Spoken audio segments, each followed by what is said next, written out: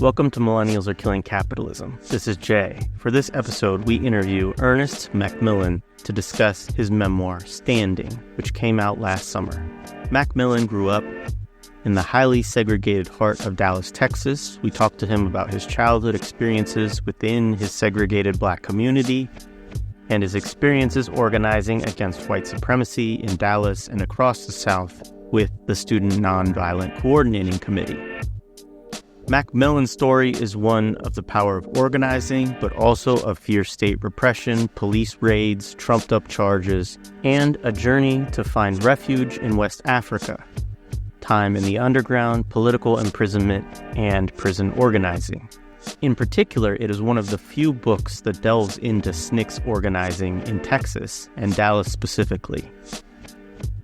There are many more aspects of McMillan's life story, of course, but those are some of the ones he discusses in Standing and in this episode as well. A couple of notes. Ernest offers a few words on solidarity with Palestinians and on the importance of this today.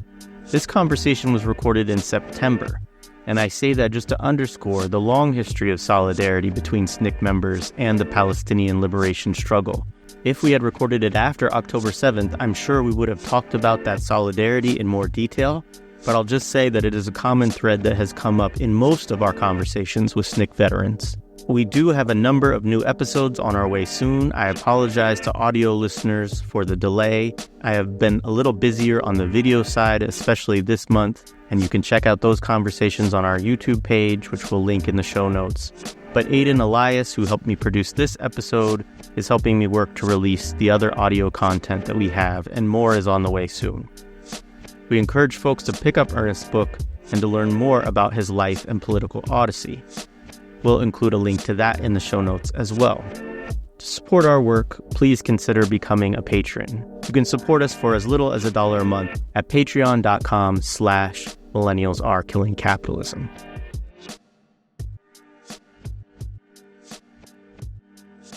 All right. So Ernest McMillan, welcome to the podcast. It's great to be in conversation with you.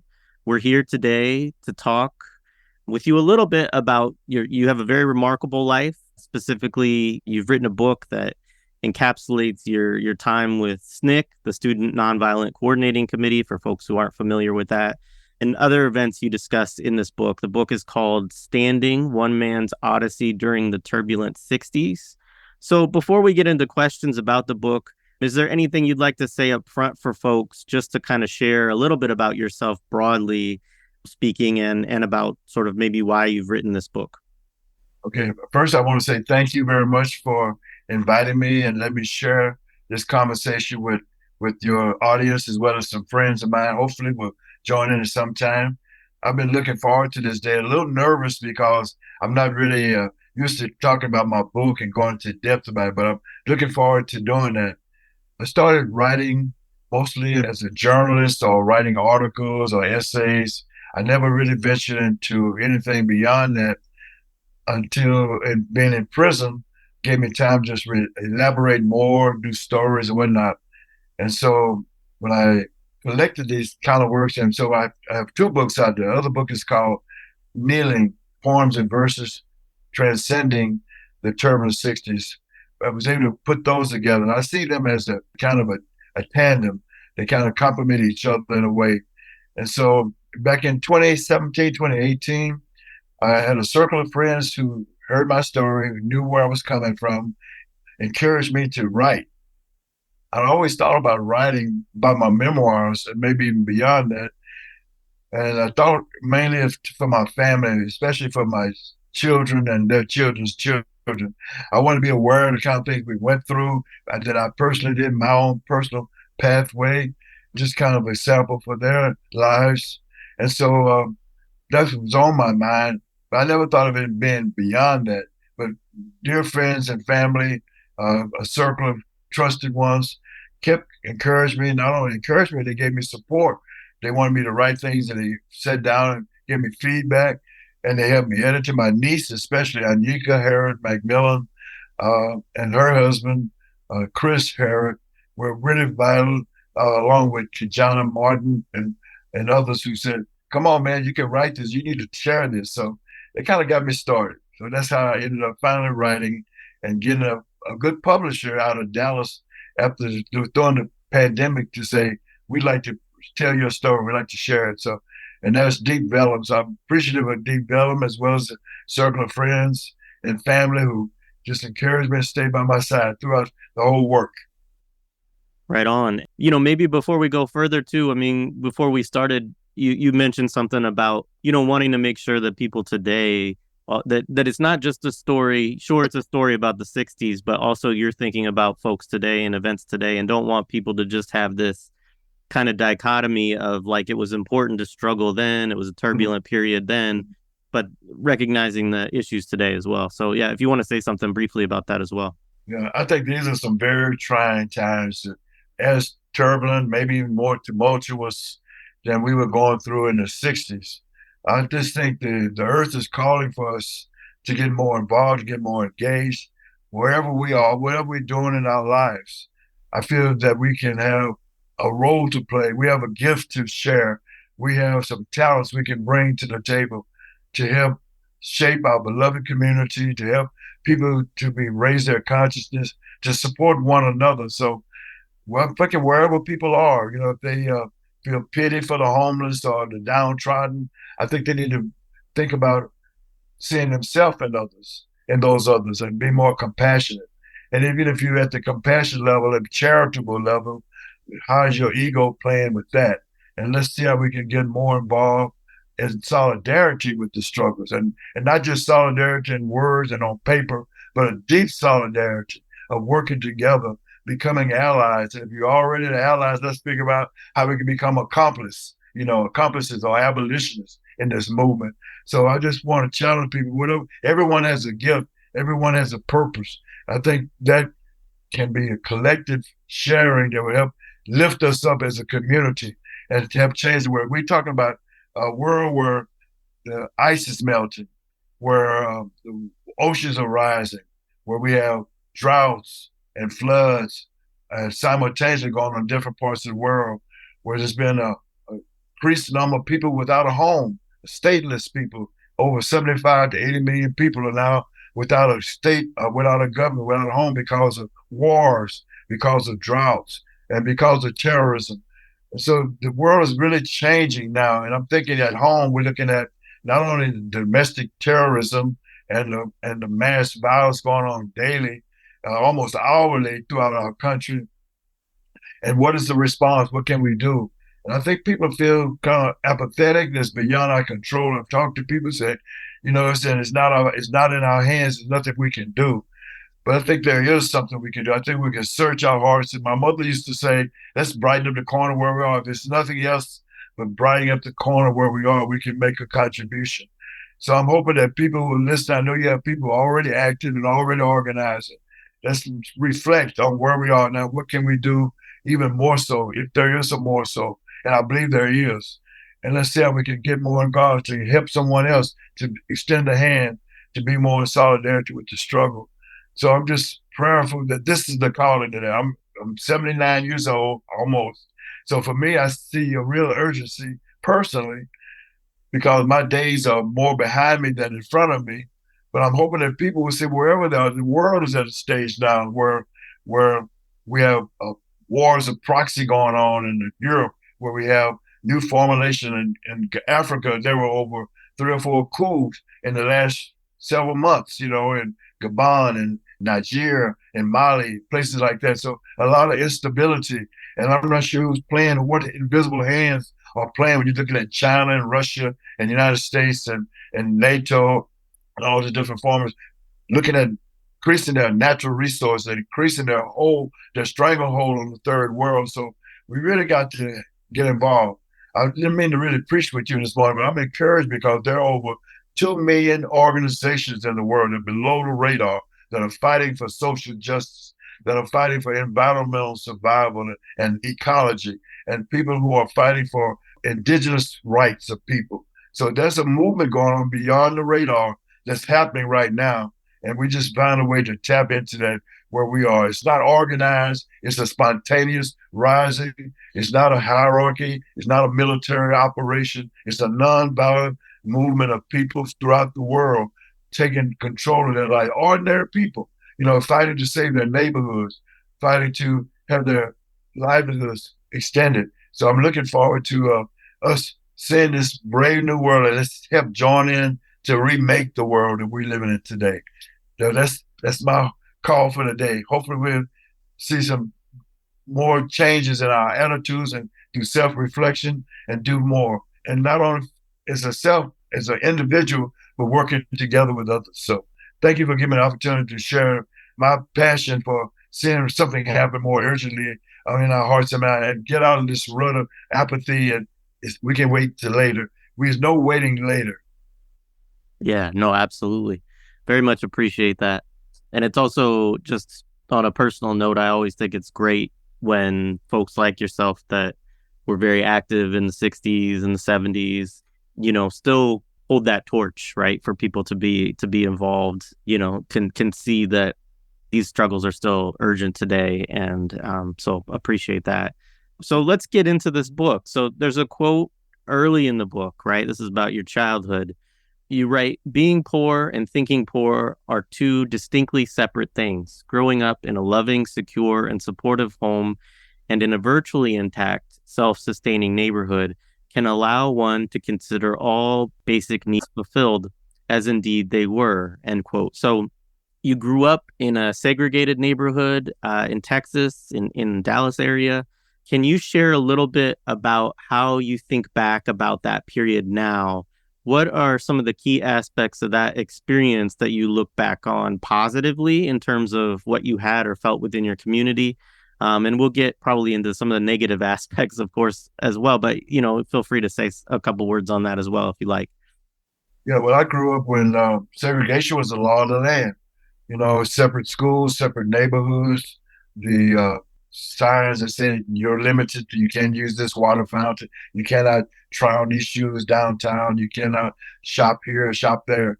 And so I grew up in that environment, but thank God I lived in a neighborhood, a community called Freeman's Town, that was built by my forefathers and foremothers, former slave people who came to out of East Texas, out of Louisiana, came to Dallas and try to start a new life.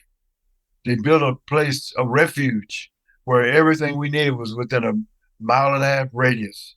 There were libraries, parks, swimming pools, movie theaters, cultural centers. I went from elementary, middle school, and high school within a walking distance. I had my church and my school across the street from one another.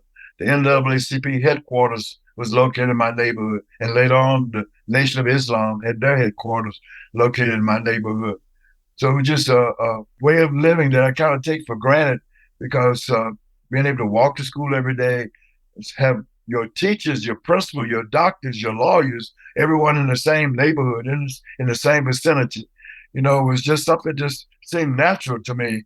I felt secure. Of course, we had our pickpockets and our burglars and drug addicts and alcoholics as well, but they were in a minimum, and the community atmosphere overall was very positive.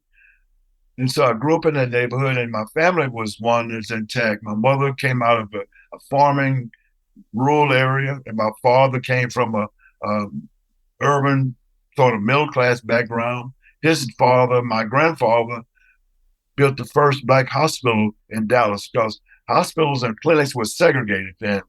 And so the McMillan's Sanitarium was one that had a pharmacy, had room for surgery, had doctors who could come and do their studies and practice in nurse school. My mother's family, on the other hand, was basically out of Tennessee.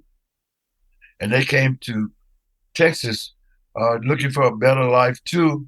And there were some relatives here of my mother's family, the Partee family, who provided shelter for them. And I don't know how people can go from pennies and quarters and nickels to finally buy 60 acres of land. But so my grandfather was able to do that. He bought land, and my mother was raised, and he was able to send his first 3 children out of 6 on to college to become professionals. 2 of them became teachers, and 1 became a nurse. My mother and her twin sister and her older sister were not able to do that because my grandfather got old and sickly. He had to try to sell the land. he did his best to sell the land, but in those days, racism raised its ugly head. Then when my uncle went to the bank to cash the $50,000 check that was given for the land, the teller said, what are you? Are you Negro or are you, what are you? He said, yes, I'm a Negro. She said, well, no nigger deserved this kind of money, and tore the check up. So my grandfather and his children, and eventually us, were ones who had to fight this for years and years and years until shortly before he died, the judgment was reached. But by that time, he had used the money to pay lawyers, to get documents, research done, and to pay for food for the family all those years. So he ended up with just pennies. So my mother grew up with a high school education and her twin sister, and they moved to Dallas where they were 18 years old when my grandfather was still alive. And she met my dad and they got married. So I was never homeless as a child. We always had food on the table. We always had the basic needs, but there were times when your lights were cut off or there was the hawk coming through the window with this cold wind. You had to patch it up. And so those were those days. But I never felt that I was poor. Everything we needed was right there. The love of the family. My grandfather and grandmother lived down the street from us. And just a lovely community, family environment. And then one day as a senior in high school, I come home to see there's a Thanksgiving basket sitting on our table because we were considered poor, and we were given this food to share. And things like that began to happen. And my dad going to prison without having employment and so forth. So those things happened. But I never felt without need. I had to work, which that work was not a burden. I started working as a newspaper boy at 10 years old. I've been working all my life. Graduated from a dishwasher to a busboy to a waiter and through high school, able to buy my own clothes and whatnot. But it was a joy to be able to contribute, a joy to be able to put into the family kitty to buy things. So that was a sense of that. So I feel blessed rather than shame because I didn't have the kind of clothes or didn't have the fancy home or all those kind of things. But the community was there for us throughout. And that made a difference in my growing up, feeling nurtured, feeling secure. When you step out of that neighborhood, there's a very low ceiling. You ran into the colored only, white only signs. You weren't where people would call you nigger or you had to ride in the back of the bus. But in that neighborhood, you develop the self-assurance and the sincere support from people knowing that you're not alone. So I think that's a big difference. The community and the family as one. Yeah, appreciate that. So, yeah, talk a little bit about kind of the other side of that coin, which you brought up was you discuss segregation in the book, and you also talk about, so-called desegregation, right, in Dallas, and sort of how this did or, did not really take place. For example, you mentioned like how the city kind of got around sort of a major struggle around busing and desegregation of schools through a kind of, I guess we would call it a technocratic solution. So say a little bit about what you think of as the most memorable aspects of segregation in Dallas and maybe some of the early stages of the movement there. Well, some people might not regard Dallas as being in the South, but we definitely were in the South, Southwest. But Dallas was the capital for cotton commerce development. So it was a rich city in terms of it was made rich because of the slave labor and the low wages paid to the working people to harvest cotton, to make it an agriculturally rich community. And Dallas was, at the same time, a very conservative city. There was the headquarters for the John Birch Society, an ultra-conservative organization. The Ku Klux Klan was in its heyday in the early 20th century. And I think in 1910, 1918, the enrollment for the Klan was up to 8,000 people. They had marches in the street wearing their capes and gowns. There were incidents where Black people were tortured or their homes raided because someone was accused of something and taken to the Trinity River or lynched. So we had those incidents. In order to serve on a grand jury, that was illegal. There were no Black jurors. There was 2 Black policemen and found maybe in the 1950s, and they couldn't arrest anybody white. They had an ambulance that was segregated. So if a white ambulance came to pick up somebody who was injured in a car accident and trying to be black, they couldn't pick them up. They couldn't take them to the hospital. They had to call on the black ambulance company to come and get them. So these were incidents that we saw every day. We got to hand down books from others. When we got our books in school, they were already been used 5 or 10 years before us. You can see the names of the people who used them before. They weren't us, and the schools they came from. So those were incidents always. I was fortunate that the high school I went to was the very first high school in the state of Texas that had a Negro history program. And in 1942, the principal of my high school, John Lester Patton, started a Black history course, but then they called it Negro history. So we had the benefit of having that. It became a part of our curriculum. As I said, in the neighborhood, the teachers, the janitors, the bus drivers, the principal administrators, all of them lived next door to each other. So everybody was there among each other. So that was a blessing in that sense. I think growing up, hearing about Emmett Till being killed in 1955, we had the same kind of things happen with us, but it was legal execution where you had the first woman ever executed in the state of Texas was a Black woman, a teenage woman named Jane Elkins. She had was not sold, but she was loaned to a man who was a white man whose wife was a widow, so he needed someone to come and clean up his house. And Jane Elkins was selected to do so, and he made some sexual advances toward her many occasions, and she refused. And so she actually killed him while he was trying to assault her.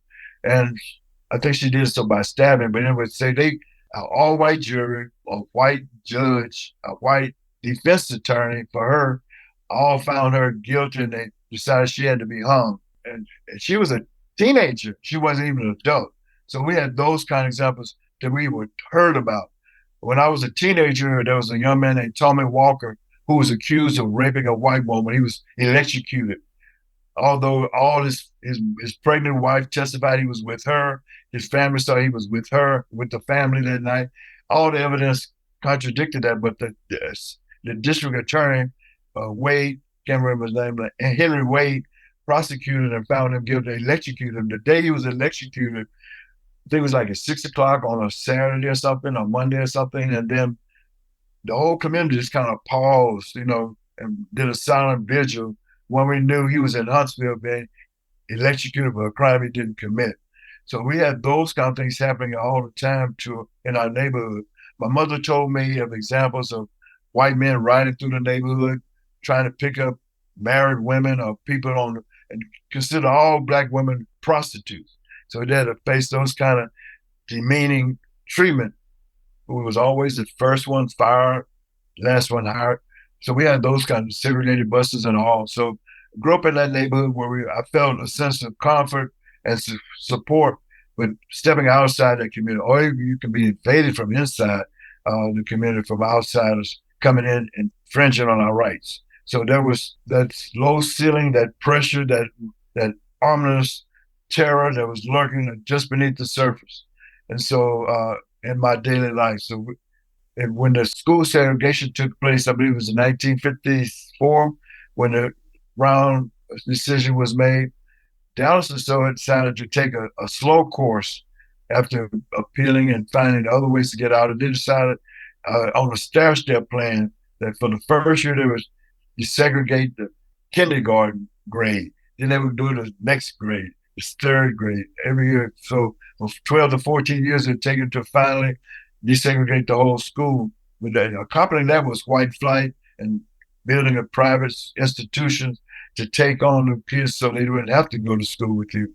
And so I grew up in a neighborhood that was 99% African-American. My school was 99% every level from elementary to high school was completely all Black. So it was only when I became a person who ventured outside the neighborhood to seek employment where I could see more directly staring in our face. We had a segregated theaters. I was a member of the NAACP Youth Council. One of our activities was to protest the segregated theater. And in fact, blacks were only limited to sit in the balcony, and whites could sit anywhere they wanted to sit in the mezzanine area, the so-called better seats. So every Sunday for months, we would go and stand on our Sunday best, what we call a stand in, and go to the line and try to purchase a ticket to get inside to the general admission. We would be denied. And for 2 or 3 hours, we would form that circle, going back to the window, trying to get served and get admission, and were denied. There was a state fair of Texas was held. It was segregated. All activities for the state fairgrounds might take 3 to 4 weeks, but only one day was set aside for blacks to come. It's called Negro Achievement Day. NWC, under the direction of Juanita Craft, led struggle against that. After negotiations failed with the city fathers, they decided to protest and boycott the state fairground. I remember the tradition was for the high school, the 2 black high schools, to march into the state fairgrounds with the cheerleaders and their majorettes and all, and then to kick off Negro Achievement Day. But this particular one, to kick off the strike, was nobody entered. They marched up to the door and turned around and went away, and no blacks entered that day. So that led to finally allowing blacks to finally have more than one day to come to celebrate the state fair. So I grew up in a neighborhood that was intact, but the city was clearly white, all white government, all white jurors, all white police officers. The clerks would tell us, the doctors, you had to go to your own black doctor. If you had emergency care, you would go to Parkland Hospital, and they had secondary facilities for you there. So facing that every day and knowing about that, and then hearing what was going on across the country, with efforts to desegregate schools like in Arkansas and places, led to a sense that, we need to step up our game. My mother, active in civic affairs, she fought for voting rights. She was a precinct officer. She was a leader with my uncle, her brother, who was executive secretary of the Progressive Voter League, to educate people about voting, to find ways for them to get around the poll tax. You had to pay to vote, and that was a big hunk of your salary. You had to pay $7, example, to pay your poll tax. That was pretty much 25% of your weekly salary, if that, or your wages. So they found a way for people who can save their money and find a way to pay the entire poll tax. They would come up with recommendations for who to vote for, those most progressive, most forward-thinking people they could choose from. Sometimes it was less than 2 evils. Maybe they're always less than 2 evils, I guess, to have. So she was actually there knocking on doors, organizing people, being at the polls, registering people to vote, things like that. So I grew up in a family that was involved in the community, involved in the churches, involved in the daily lives of others, and had that as a sense of what was going on. My home was more like a community center than a home most times. So we would have a library, books where kids can come and check them out or read them. We played games, quizzes, had tests for naming the state capital, animal, vegetable, mineral kind of quizzes, things like that. And we would also have chances for us to celebrate our own arts, which was music, dancing, whatever. We would record each other, perform plays, and so forth. So we had our own little community center based in my house. And those are kind of things I look forward to, with pluses, the positive things. And for those, I just kind of looked away from, or got involved the best we could in peaceful protests. And so that was the only alternative we had then was the NAACP. And that was the organization. We had a youth wing, which I was a part of. And so that's kind of how it was fixed up for us in those days. It was a dead-end street. You only had a certain level you could rise to. And there was some very highly limited options for us. Of course, history is well known to that, but to live it is another. No, absolutely. I appreciate that. And I think that it is one of those things that folks obviously do, learn about, but it's very different, I think, to get somebody who had direct experience with it talk to you about how it impacted their daily life. And so I appreciate that. So I do want to talk a little bit about Morehouse. You went to Morehouse, and I was interested. I appreciated this part of the book. It kind of resonated with, many other stories that I've sort of heard, particularly from your generation. But I think there's also, resonance for people today as well. I mean, this is my assessment, and you can definitely clarify this, but it seemed like it kind of wasn't really your scene, that you found it to be kind of stifling on certain ways, but at the same time is also where you found your early connection to SNCC. And so I find this kind of dynamic really interesting, because I think a lot of people, people go to college for different reasons, obviously, but a lot of people go to HBCUs also because there is this history of important civil rights icons and even Pan-Africanist leaders, folks like Kwame Nkrumah and other anti-colonial leaders who have gone to these schools, and they see that history of struggle. They see these great figures that went to these schools and want to be a part of that. But often it seems like there's not a lot of honesty in sort of our mainstream discussion or the dominant discussion around this, because my sense is that, it probably differs for different people, but I think for a lot of people, they don't necessarily join movements because these schools are incubators of movements, but it's actually kind of in some ways a rejection of what those schools are trying to incubate in folks into kind of maybe a sort of a middle class or a petty bourgeois kind of sensibility, which I mean is not specific to HBCUs. I think that's what the role of colleges and universities is, kind of broadly speaking. So, I don't know how much you agree with that, but I was just interested in you sharing your experiences and thoughts on that period, time at Morehouse and your encounters with young women at Spelman College, and, that kind of as a road eventually to you finding SNCC. Well, when I was graduated from high school, my father had longed to be a Morehouse student. He really recommended that, and that's a course. And I guess if he could live his life over, he would have been a Morehouse man, so that was kind of my option. Basically, Morehouse was considered the Harvard of the South, the Black Harvard of the South. And so it had an elite statue to it. And I don't think everyone can afford college. And there were some churches that would provide scholarships. I think the Methodist Church had finding ways for Black men and women to go to Methodist-based schools and so forth. But for the most part, trend to go to school was limited to a few, not the many. And there's always been the option of having a trade, becoming a plumber, electrician, becoming a welder. All these different things were available. So you always had an option. And then there was those kind of ways to do that. Become an entrepreneur and make money your own way from maybe your handouts from your parents to help you get started. So the options were really limited.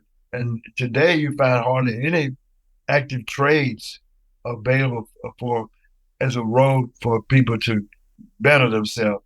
And for the Black community, one of the code words has always been education is the key. Education is the key. You go look back to the emancipation of African Americans in the 1870s, in that period, there was basically a race of uneducated people, illiterate. There were only a handful that were. So how do you start transforming that? And I think the idea about the talented 10th became the call. Those who had the knowledge, those who could read, go back and reach it and help someone else. So I can appreciate what the motive was for the so-called talented 10th was initially, because that's the only way we could get started as a people when having those few who had the education to help teach others. But I think it became sort of more of a class thing later on, to where, it's individually accomplishing and becoming a doctor, becoming a lawyer, a professor, whatever it could be, as a way out for yourself. So education became a way out of the neighborhood, a way out of the community, a way to elevate yourself, your family. And so I think that seed was there, and it became even more twisted. So you had Spelman in College for Women in Atlanta, few blocks down the street from Morehouse, which is all male school in Atlanta. And so I think the idea for each was a better way of life for them individually. Of course, going to school, you would learn about the sciences and the languages and the literature and the history, all those things. That was good. That's a benefit, but it was not something that would be shared or taken out. Morehouse was surrounded by impoverished neighborhood, and there was like animosity between those who lived in the community around Morehouse toward Morehouse men. And so we'd often get in fights, and we had to wear our little blazers and so forth. So we stood out, you know. And I think it's sort of a resentment that was inflamed often. And so basically, this idea of the talented 10th turning his nose up to the grassroots or the masses was prevalent. I think that was one thing that kind of set me away from becoming part of the culture there. Although you had to go to Bible class every day. You had to wear your tie. You had to even wear your tie to breakfast. And those things I didn't feel comfortable with at all. And then there's a whole thing of becoming a Greek, fraternity. And what was their ambitions about. And then the whole scene to dating women, and women from Spelman was the pool of women that seemed to be most available. Or there was Clark College too. It was co-ed and Morris Brown as well. But Spelman was one where you could find more of the class differences. So in order to date a woman, they had to know who your parents were. What was your ambition? What kind of a aristocracy are you from? And in order to give a thumbs up or thumbs down, it wasn't who you were as a person. It was what you could bring to the table more than anything. So I'm not hating or spiting the women back, because I think there was limited choices for them too. And in terms of having the model of a housewife, rather than an independent woman making a living. So I think that was part of the food for thought that I had to take. And so I became isolated from the culture of the campus and became more ingrained with hanging out with the guys on the corner or the projects, and with my roommates solely, who were from Birmingham, who've been participating in the civil rights marches in Birmingham in 1963. And now they were straight out of Parker High School, which was one of the main forces for young people leading the demonstration against police, dogs, and billy clubs and fire hoses, were now my roommates. So that was my new class of people to hang with, and one that I can learn more about what real life is about. And so that's kind of the temperature I was in then. Martin Luther King was a graduate of Morehouse College. He's revered then as he is now by the students there. So if he was on the campus to speak, there would have to be an announcement made. Somehow another word was electronically, spiritually spread to where everybody would gravitate to where he would be. And he would probably come to the chapel to make a statement or do a sermon. So I had a chance to see and meet him there on the campus. And there were, legends. People graduated from Morehouse College. I think Julian Bond came out of Morehouse, and he became a figure in the SNCC in the Student Nonviolent Coordinating Committee. And so I'm not saying it's either or, but there was choice. But I didn't see what I'm seeing later on in the 60s, when Black student unions and organizations like the National, what the NAG called, NAG, out of Howard University, and the student sit-ins that came from the campuses of Fisk, North Carolina State, AT&T, they came outside of campus. They were supported by faculty, perhaps, and so forth. But these were students breaking away from the norms. So the time is now to march, to stand up for our rights, and to demand respect and demand dignity. And so our main forces in the 60s in the sit-in movement came from the college campuses. And they were heroes. They were sheroes. They were the ones who took a stand. But I don't think you can just say it was a college atmosphere that produced them.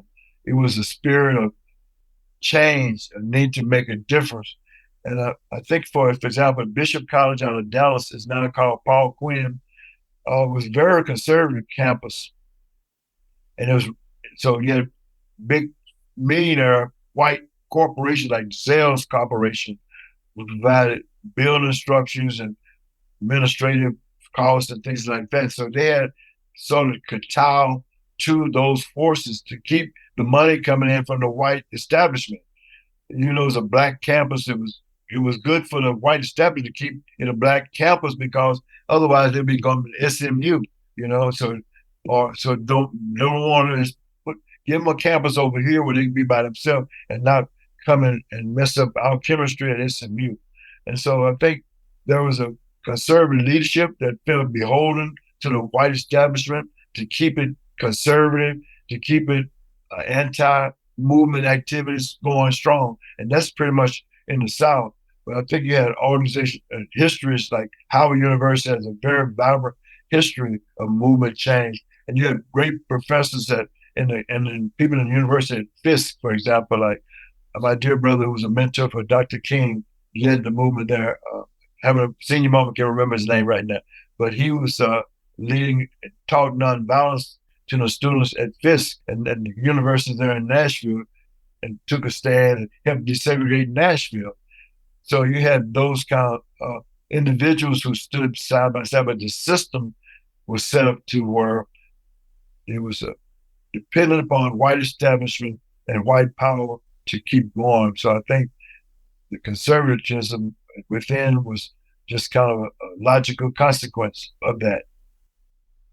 I appreciate that. Yeah, that resituates the question better than I posed it for sure and gives some context. So yeah, talk a little bit about your transition into SNCC. You're mentored, like one of the first folks that you work with in SNCC is Willie Ricks, who, along with Stokely Carmichael, who, eventually becomes Kwame Ture, but at that time was Stokely Carmichael, was the first person to lead the call for Black Power.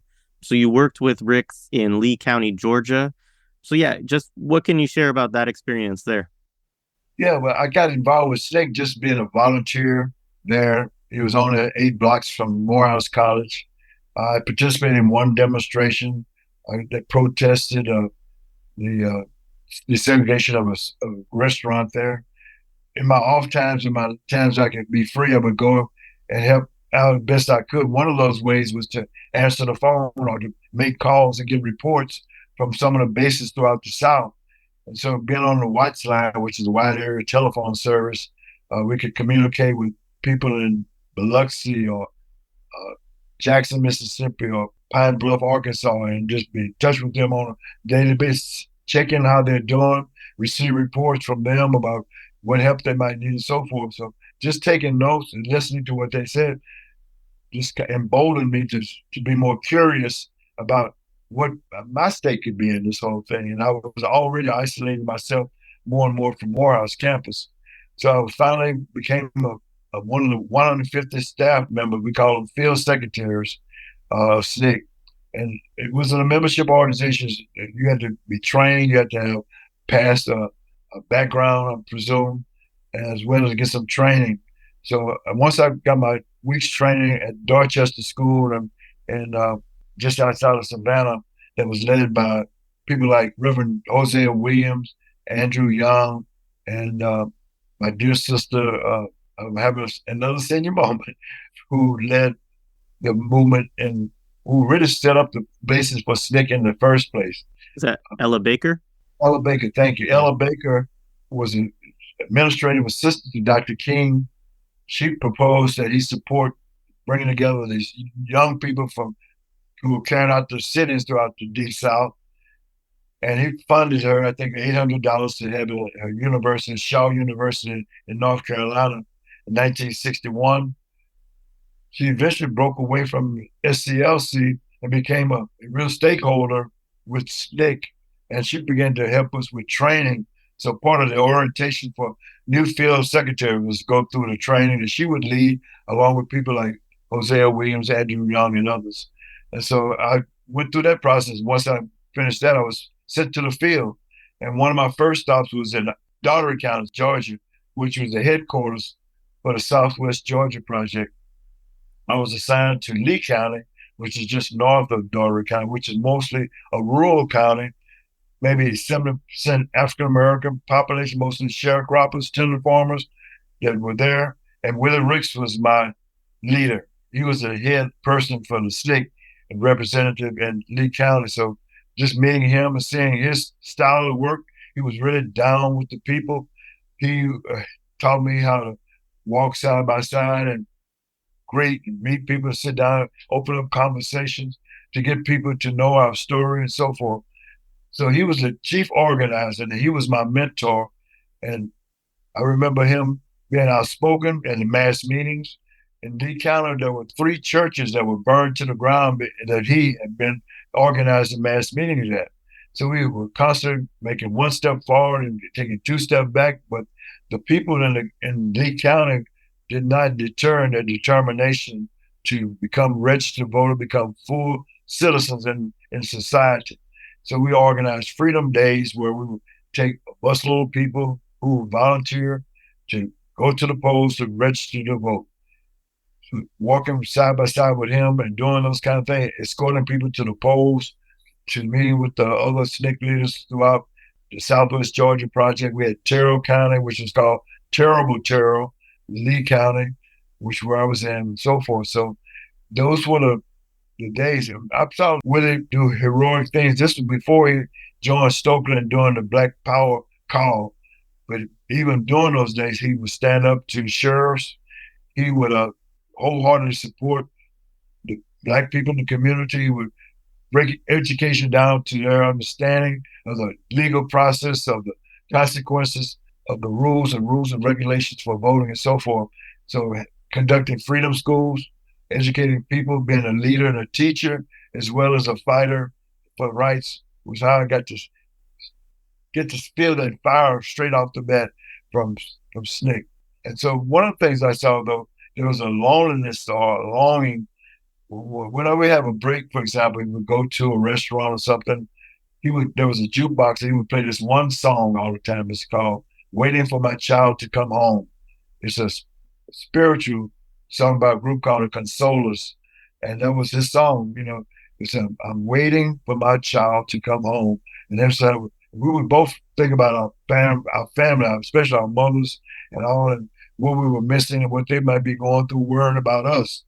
And so those just refreshing. Remember that outside being the tough guy and the organizer and the educator that he was and the firebrand, he also had a heart and a longing for his family and his loved ones. So I got to see those 2 different sides of him. And the Stokely was the same way. I first encountered Stokely through group meetings in Mississippi, working with him in Greenwood, Mississippi, and in Tallahatchie County, and so forth. I saw Stokely as a powerful. This is before Black Power movement, and before the call for Black Power in 1964, 65, somewhere in there. We would have young people arrested for seeking to vote or beaten up and put in jail after being beaten up for voting. I remember we were called to go to Greenwood, Mississippi, because there had been some mass arrests. And so it was late one night or early one morning before the sun rose. We drove from Greenwood, Mississippi to Greenville, Mississippi, which is in the Delta. Stokely was driving. I'm sitting right behind him in the back seat. He's going at least 100 miles an hour. And I can just remember how the rubber was hitting the road on this Delta pavement, and driving up to a deserted street in front of the courthouse, in front of this county jail. Stokely getting out of the car by himself, told us to stay inside. There were several deputies standing in front of ourney with shotguns. We could not hear what was saying, but all I could see was his image pointing his finger at them and pointing it, and like he was making demands. So we were kind of fearful of what was going to happen next, but he came back to the car and said they're going to be released in 30 minutes. So we had that kind of sense of being bold and being outnumbered and outgunned, that having the courage to stand up and face the perpetrators of crimes and get some semblance of justice by getting people released. So that he was my hero from day one, along with Willie Ricks being my heroes from day one. Right on. Appreciate that. So just moving forward in the history a little bit, your first solo assignment as a field secretary in SNCC was Thomasville, Georgia, I believe, where you met and worked closely with a person named Hiram Thompson. So can you talk a little bit about that connection? We've done a few interviews with SNCC organizers over the years, and this connection between the SNCC field secretaries and these key community members seems like is always such an important and interesting collaboration to the work you all did. And so, yeah, I'd just love if you could share a little bit about that from your experience. Yeah, the SNCC style of organizing was powerful. It saw the people in the community as being as similar or equal or solidarity with. It wasn't with us coming in to teach them to plan, but to learn and listen from them and to seek their guidance and support. So we will receive warmly most wherever we went because we had that attitude that, we're with you, we're here to stay. And they would call us things like, we've been labeled outside agitators, but the people in the community call us freedom fighters. So we were considered freedom fighters by just the everyday language people. Here come those freedom fighters. And so I don't remember exactly how I met Hiram, except I did. I'm glad I did. He was a member of a church that became one of our meeting places, First Baptist Church, under the leadership of a very historic brother preacher there. But Hiram was a young man, maybe in his mid-20s. I was a little younger than he then. He was a worker. He worked as a meat packer in a meat packing plant called Sunnyland. He was also a Mason, a highly respected young man in the community. He was also a member of the American Legion, a member of his church. He knew just everyone there. So just being introduced to him by the pastor of the church just opened up a whole community to me. Hiram was one who had fun. He loved living. He loved life. He was also very courageous. He knew right from wrong. And he knew that the charge of the day was to better our lives, better the world. So he took that to heart. So he helped me organize groups through the American Legion, through the Masons, to go out and vote, to get registered to vote. Even the NAACP became an ally to us and not an enemy because of Hiram being a member of the NAACP and vouching for me. Not only did we have the life of organizing side by side, he helped me find a place to live. He took me hunting with him. He loved to hunt. He loved to fish. First time I ever caught a fish in the salt water was with his direction. It was a stingray. He told me to throw that stuff back. Anyway, so he loved to hunt rabbits, squirrels, whatever, and cook them. His mother and his sisters all took me in. They provided me with food. They provided me with direction. They provided me with understanding of the history of the neighborhood and the community. So Hiram was one of those, what we call later on, his basic brother. He was a basic brother. He was there.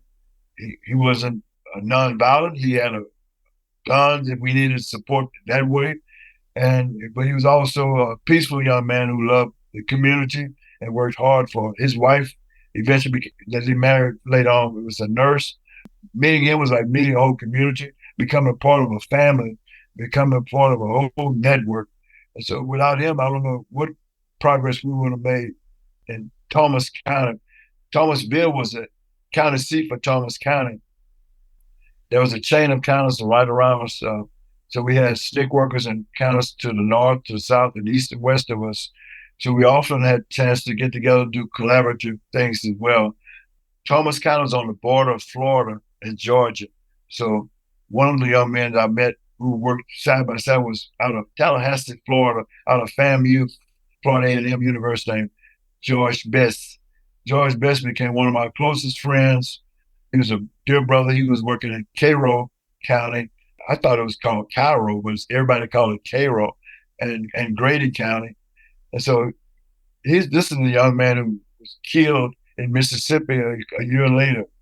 He, like many of us, were asked to go and cover and relieve after the Mississippi Freedom Democratic Summer in 1964 and after the Democratic Convention in Atlantic City in 1964. We had to go back to Mississippi where some were selected to go and kept filling some of the voids when the students left that summer. And George Best was one of them. He was killed in Mississippi, but he was driven off the road by some trucks who forced his car off the road. And he flipped over and fell into a river. And he was pronounced that he died by drowning because he was pinned in his car and could not get out. So I still celebrate his life and his family, and I in touch with one another and talk and Tallahassee. I think he only left one child behind that's is being raised by his mother, the child's grandmother. But so people like Hiram Clark, Mickey McGuire, who's a SNCC worker, George Best, and others who represent to me the spirit of the struggle, dropping out of their daily lives and sacrificing, going into the community to work. That's what George Best was, or taking a role from in your community where you grew up and lived, to stand out and organize other meat cutters to form a union, to form freedom days and voter registration campaign in your hometown. To me, that was quite a risk in a small town where you stuck out and where violence was every day perpetuated toward those who dared to struggle and dared to fight.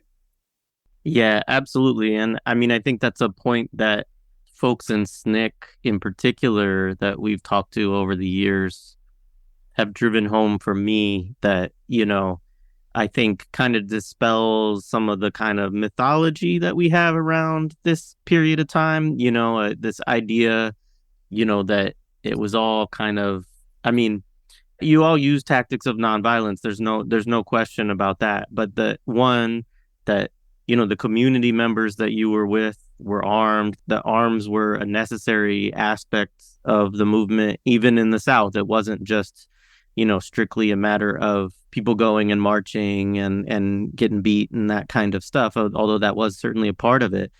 But also that the level of violence that you all were facing, I think, is often not properly represented in these accounts, because it can be, we do see the images of, Bloody Sunday, or of, people kids getting shot with fire hoses, things like that are sort of remembered. But a lot of times there's not as much discussion of folks that were in your all organization that were killed in these small towns in the South. I mean, obviously that was I'm sure it was in the press and the accounts and things like that at the time, but I feel like in some ways that kind of gets erased from memory as the memory of these things kind of recedes into the past. And so I appreciate you, just mentioning and talking about those things too.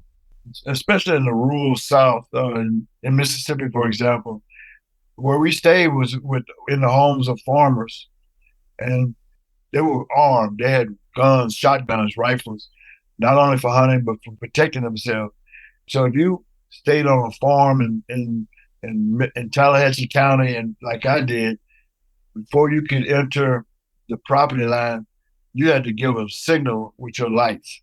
If that light didn't flash on as it's both on and off as it should have been, you could have been shot, because there were farmers in the trees, on the porches, or standing on the side of the road that were there to defend and protect the SNCC Freedom House and the people that lived in those houses. So this was voluntary, just consciously enacted, not planned out in public, but just known to people that you had to have protection in those homes. So I don't think the violence would have been much worse, much more, even though it was awful that it turned out, like with the killing people on the streets, on the roads, and beating, shooting them in front of in broad daylight, like Brother Lee was in Mississippi. But it would have been even more. We didn't have the support and armed men and women who loved their property, loved their rights, loved defending their homes, and practiced that daily. Yeah, absolutely. So you briefly mentioned in the book, what you call a utopian democracy in SNCC, the meetings and the consensus and the sort of hours that it would take. And it seems like you have very fond recollection of that process. So can you share a memory or even a sense of what that was like for folks? Yeah, I think SNCC was evolving from a very idealistic kind of formation to one where we finally said Black Power. So before Black Power, there was the call for freedom now. And after that was one man, one vote. So the idea of freedom and democracy, maybe in a utopian way, was being expressed. One idea that was always floating was that if there are 200 million people in the United States, then everybody should have 1/200 millionth of the power. If we talk about equality. But the reality was that blacks were disenfranchised. And so you had a Congress that is a House of Representatives and a Senate that was white run, white ruled, and by people from the Deep South, because you accumulated power in Congress by seniority. So you had the same people being elected over and over and over again, becoming chairs of House and Ways, the Armed Forces Committee, Appropriations, all these different powerful committees, because where they represented, they came from Alabama, Mississippi, Virginia, Tennessee, that had majority Black people, but they cannot vote. So you had a string of counties all the way from Virginia to East Texas that were predominantly Black. We call it the Black Belt. But this Black Belt was majority Black counties, but these are the same counties, the same area of the country that was producing the number one powers in the Congress and the state, and even for presidential election, not only government, state government as well. So that whole thing of going from one man, one vote to Black power was a big transition. But to me, what stick was it practiced what it preaches. So we're preaching freedom now. We got to exercise, and we talk about one man, one vote. Then consensus has to rule. That we don't have a strong leader who's just demanding this and demanding this, or some kind of a charismatic person who's saying this is where you got to vote. But it was done by democracy. We've had 3 to 4 chairpersons. I think Marion Barry was the first one, and then following him was John Lewis, and then Stokely. During the period I was there, was from John Lewis to the chairperson, and then Stokely. So some of our conferences that we have, conventions, if you want to call them, where we would spend a weekend, maybe in the rural South, like Bay St. Louis, Mississippi. We would spend like 3 days conferencing, figuring out what our strategies were, what were our weaknesses, what do we need to correct, what kind of adjustments need to be made, what kind of clarification we need. And so those discussions also came around to discussing our identity, our strategies, our ways forward. So practicing those things require open discussion. So just coming with the phrase, are we African Americans? Are we Black? Are we overseas African, or what? That was a discussion that took many days overnight. And sometimes we would talk to 3 o'clock in the morning. The discussion around Black power, I think the press portrays the whole thing about whites being forced or expelled for slick was not accidentally put out there like that, but that's not how it happened. The real deal is that the revelation that Blacks need to organize themselves and whites need to organize in their communities against racism. That was just understandable. So people who were white in the organization were not kicked out. They voluntarily knew and accepted their new role to go and work in their own communities, to organize in the labor field and the cotton fields, wherever white people were, and the boardrooms and the city halls, wherever, and organizing while we were doing our thing, that we were allies working in conjunction with one another. And I want to say, too, that one of the psychological effects of having thousands of white children, white students come down to Mississippi and begin organizing freedom schools and teaching young people about their history and about civic affairs and whatnot, had a negative effect on some of the students who said, well, I grew up thinking white is better, so what you're telling me is true, but the whole history of Black culture, we're not being taught. So those are kind of things where we're seeing how we're feeding into a negative identity by having whites teach Black children their history was kind of contradictory, at least. So I think those things on the ground, as well as even the dangers too. And in those days, if a white person were in a car in Mississippi with 3 or 4 Black men or women, then the white person needed to be on the floor unseen. And the 4 or 5 Black people need to be sitting out where they can be seen. If it was only 1 Black person in the car or 2 Black person in the car and the rest were white, then the minority people would be on the floor hidden from view. So those were kind of real things that were happening.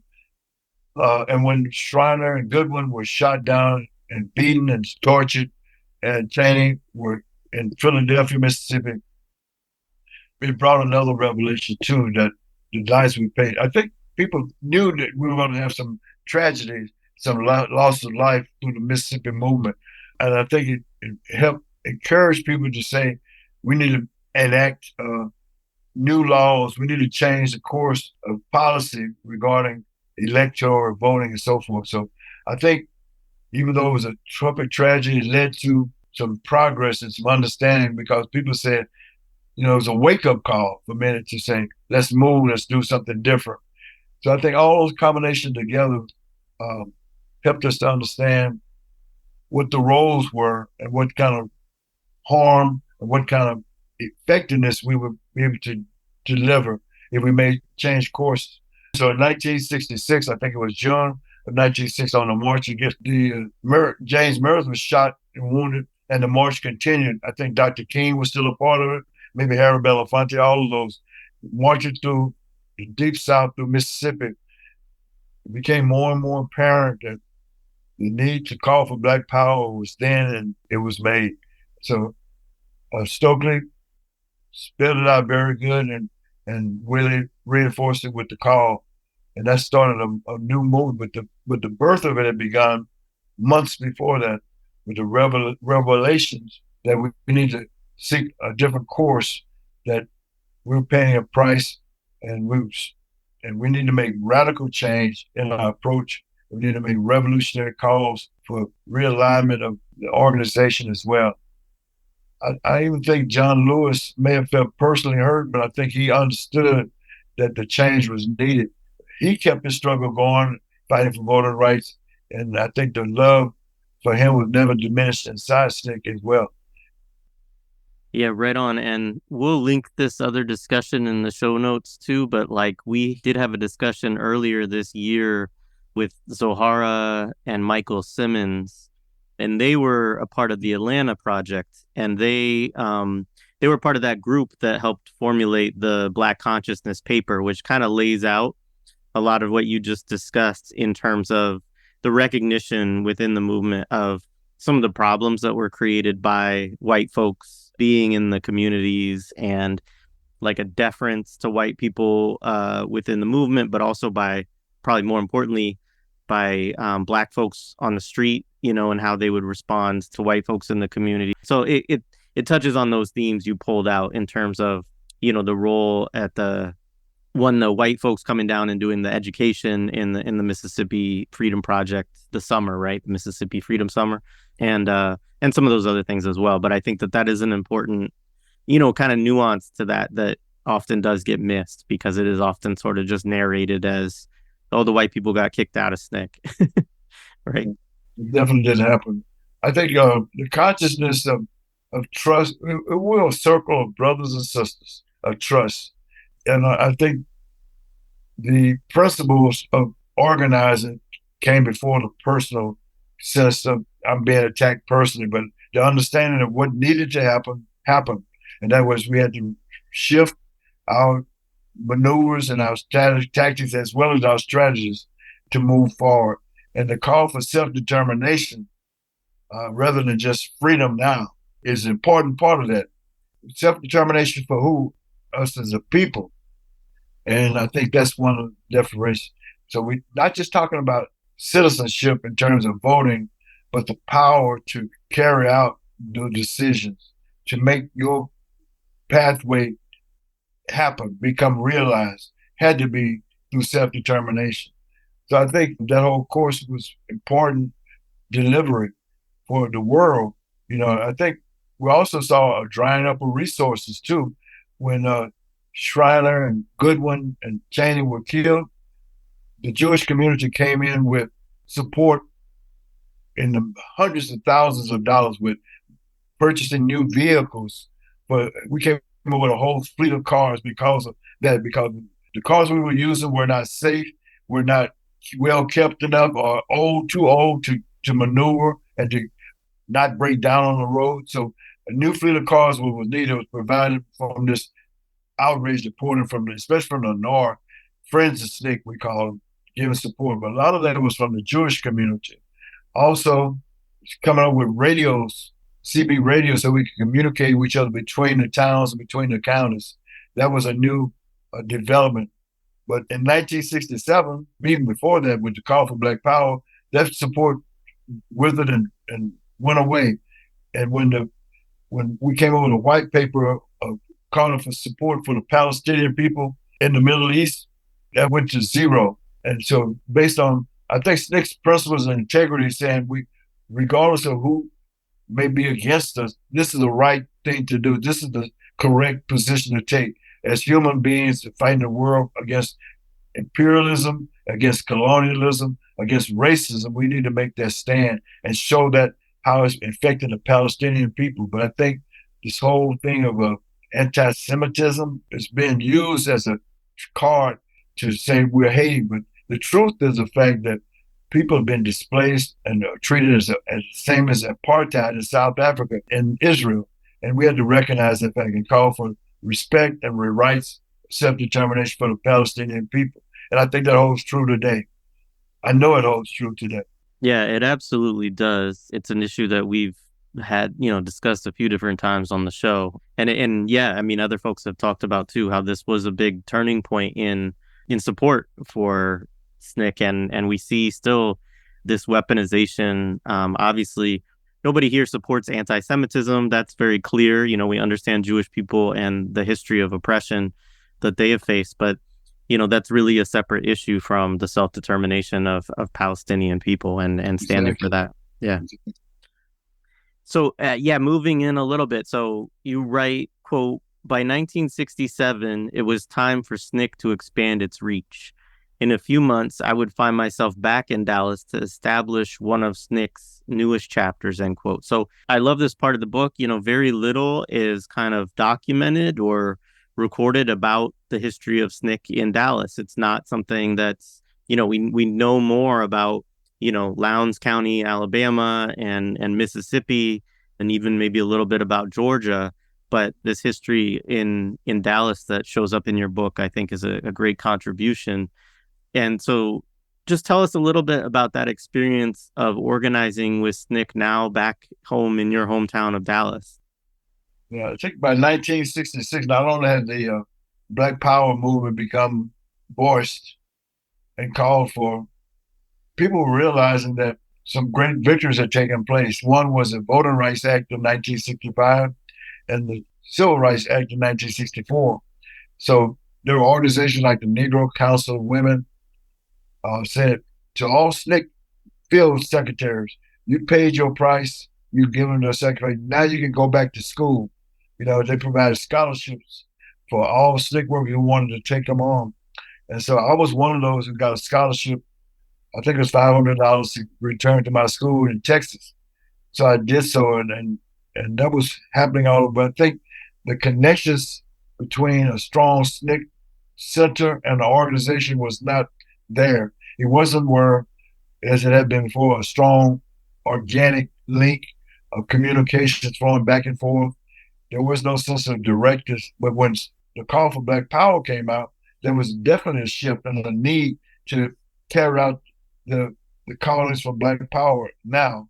And so when the call came and I was in Texas, I felt like not only fighting against the war in Vietnam, which I've been a part of, enrolling on a campus that had a rebel flag flying over it and calling for Confederate glory was not my touch. I was actually expelled from it for fighting against that call against University of Texas at Arlington.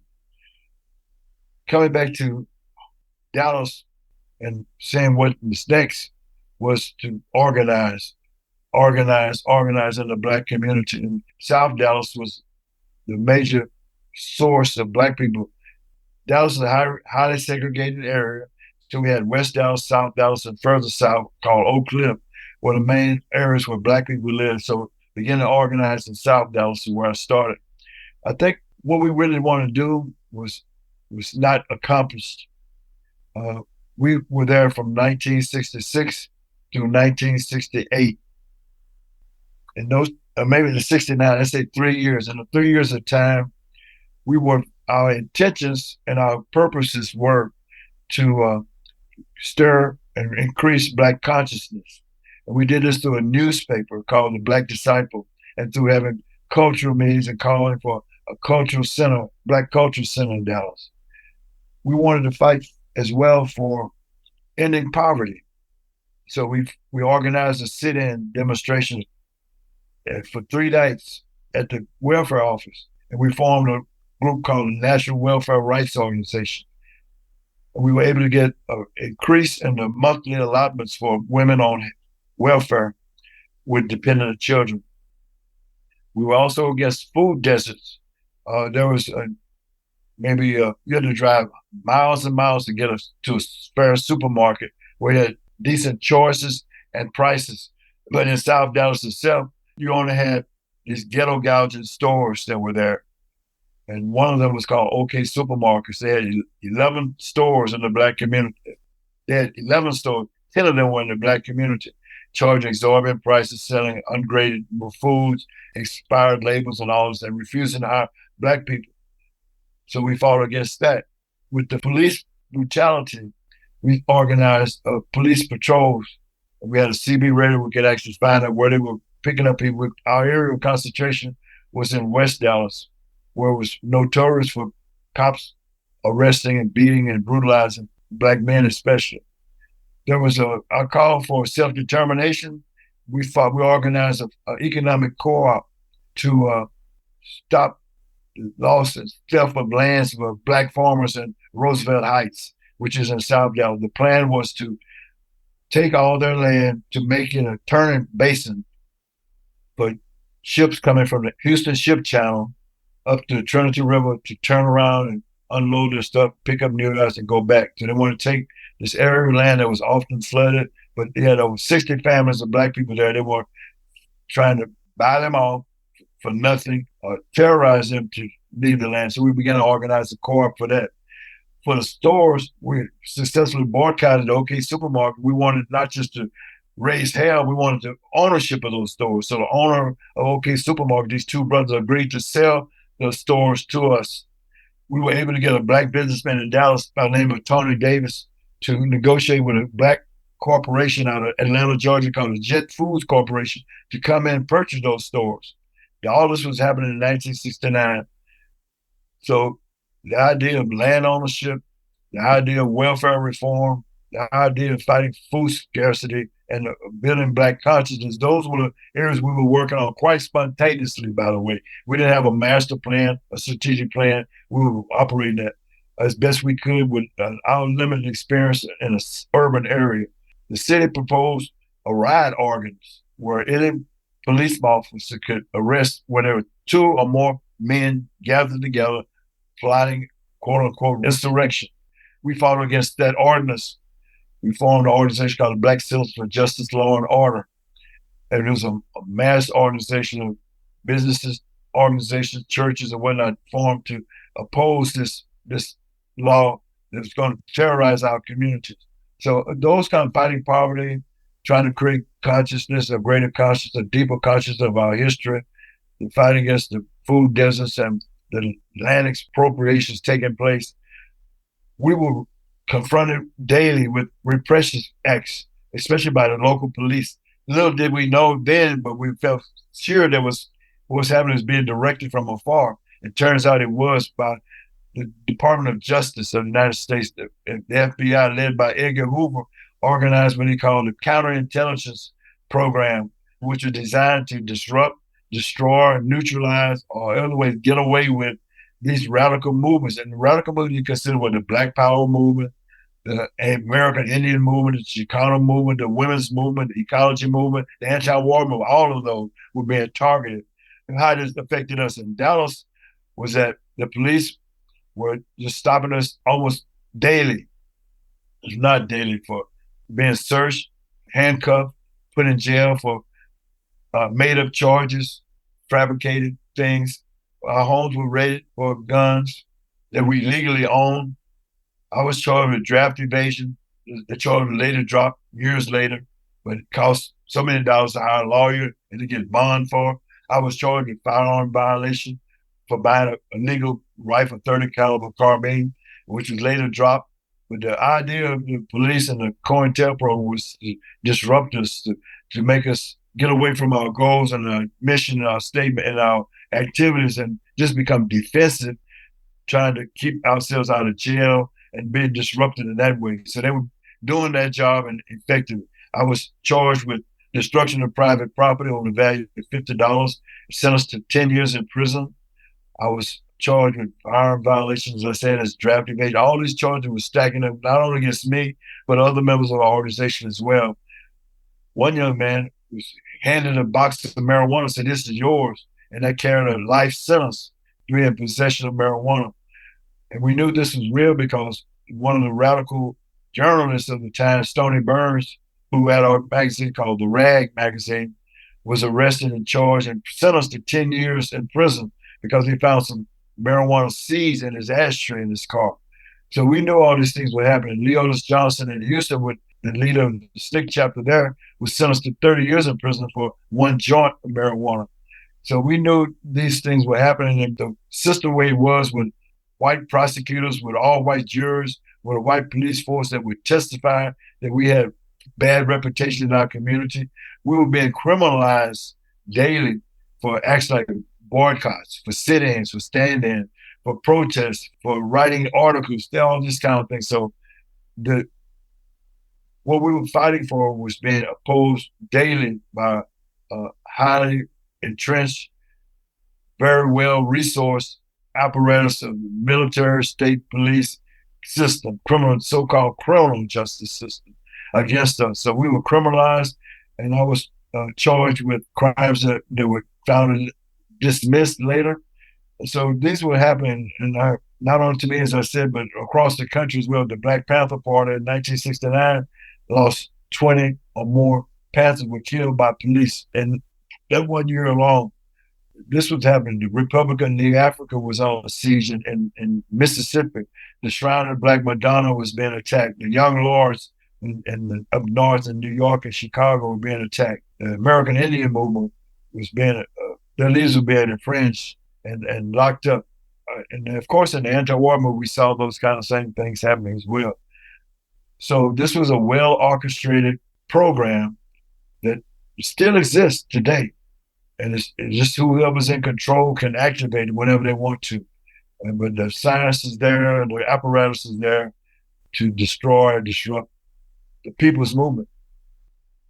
Yeah, absolutely. And I mean, you kind of just laid some of this next part out, but, that's one of the things I appreciate about the book is that, we do, I think, especially on the left, a lot of folks are familiar with the idea of COINTELPRO, the sort of knowing that it existed, knowing that particularly more dramatic events like the assassination of Fred Hampton, also obviously being aware of the assassinations of, Martin Luther King Jr. and Malcolm X in this time, and kind of this overarching climate of violence and repression against these movements. But I think your personal history and what you just laid out and the history of the Dallas SNCC, really kind of gives folks a real glimpse into just how broad this was, right? Because it's not just these leaders, it's not just these very charismatic, individuals who were critical to movements, but it also is just this constant effort to disrupt local organizing that's going on across the country. And, yes, it's the FBI is involved, but also it's important to understand the local police departments were a part of this effort. And I appreciated that. And so say a little bit about what this leads to for you, because these are the circumstances, and you can get into the specifics if you want to, but this specifically lead to you actually fleeing to Africa, which of course is something that, others did as well. But say a little bit about the circumstances that caused you to flee. My mother used to tease me saying, the Dallas County Jail is your second home. And that was how frequently we were being arrested, charged with I call them frivolous charges that would not even stick if there was any semblance of justice. I had been charged with firearms violation by the United States government and also indicted for draft evasion. The stipulation for my release was I had to give up my passport. I had to be restricted to the Northern District of Texas, and I would be appointed an attorney that I didn't have a choice in selecting. The attorney they gave me was an attorney who was been a practitioner of tax laws, not real criminal laws. So I was given him as an attorney. I was bonded out. I think it was a $5,000 bond. My passport was surrendered, and I was restricted to the Northern District of Texas. In the course of several months, I made several trips outside of Texas to Pennsylvania, to Ohio, to New York, to Atlanta, on speaking engagements, trying to drum up support for the work we were doing. Each time I did so, I had to just notify my attorney, this court-appointed attorney, let him know where I was going, how I could be reached there, when I was supposed to return, and the purpose of my visit. For those 3 or 4 trips that I made before, it was all easily done and no restrictions made, and I was compliant. The very last trip I made, which turned out to be the last one, was to go to a conference of the World Council of Churches in Greenwich, Connecticut in June of 1969. I submitted my request a few days before I checked in. He said, well, we haven't got the request yet, but don't worry, he'll give it to us soon. So the day before I was supposed to leave, the attorney advised me, said, well, I haven't got the formal word yet, but I'm sure everything is okay. You can go take the trip. I took the trip to Greenwich, Connecticut. When I arrived there were calls made by the same attorney saying, you need to sneak back to Dallas. They declined approval for you to make the trip. And so it frightened me at first because here I was already a violation of my so-called restriction. My person accompanying me was Quincy Williams, who was also charged with drug possession. He and I put our heads together and said, look, this thing over. We're not going to go back and be railroaded. So we decided to flee. And without any plans, without any luggage or clothes or documents whatsoever, we decided right then it was too dangerous to go back. If we wouldn't be in prison, we would be hurt, and it would be a trap set up for somewhere on the way. So we decided to go underground, and we eventually ended up in Canada. And then from Canada, we were able to get some documents to travel abroad. And the aim was to go to be in Guinea, West Africa, where Kwame Ture was now living, had dual citizenship. We failed to have good communication to get word about everything, get everything worked out. But we went anyway, and from France, we couldn't get a visa directly to Guinea, so we had to find a way to get to another country that allowed us to land. That would be Mali. And so from Mali, Quincy and I began to travel on the road, trying to find a way to get it to Guinea. We were unsuccessful getting approval from the Guinea embassy, either in Mali or in Ghana. And there was a new law established in 1970 called the Alien Removal Act, in which everyone who was not a citizen of Ghana, we had to leave.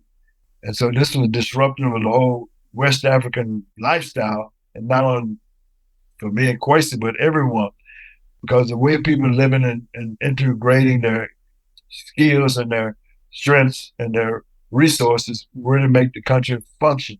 Anyway, so we ended up fleeing Ghana and heading to find a way to get another route into Guinea by going to Liberia, which is a notorious place that I never want to ever visit Liberia. That was my mindset before, because it was known for just being a colony of the United States. But there was best our only choice, because the Biafran War was going on in Nigeria to the south and east of us.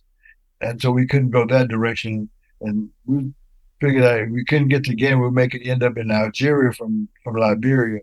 So anyway, we ended up in Liberia. We were welcomed by people in the community, the natives there, embraced and supported for the months we were there, and was able to survive. Made several attempts to get into Guinea to no avail. One attempt was actually when I went to the Liberian border with Guinea by taxi and got out of the car, and we were confronted by drunken soldiers with pointing submachine guns at us, telling us, got to get back out of here. And so at the same time going on in the United States was the Kent State Massacre, the massacre of some of our comrades in the Panther Party as well as SNCC. We figured like the best thing we could do was go back and help build safe refuges inside the country, to do our best to organize an underground railroad best we could to repel or to survive this onslaught. Two of the people who were killed were SNCC members, Shake Payne and Ralph Featherstone. They were blown up in a car, I believe, outside of Baltimore, Maryland. And that was kind of the last straw for us. And we decided to come back. So with the support of a local pastor there, we were able to finally get a way to coming back by plane using our Canadian ID to enter and come back to the United States. But the time we were there in Africa was just traveling to what I call the Niger River Valley from Senegal, Mali, Burkina Faso, which was then Upper Volta, and Ghana, Ivory Coast, through that area. That's pretty much where we were for those months. The most welcoming place was Ghana because we found that speaking English was very helpful to us, and that helped a lot to get us going. We met people in Mali who were traveling from Ghana to Germany, seeking a better life as migrants. And they provided us with the information of their relatives since we were going their way from where they had left. And so then we were able to, through those kind of crazy connections, begin to hook up with people. Everywhere I went, though, it was a welcoming spirit of just a brotherly love, not just because we were strangers or because we were Black, but because of our plight as well. So, in which we confided in people about. The welcome was good. It was difficult in Mali because they spoke French, and my high school French would not work.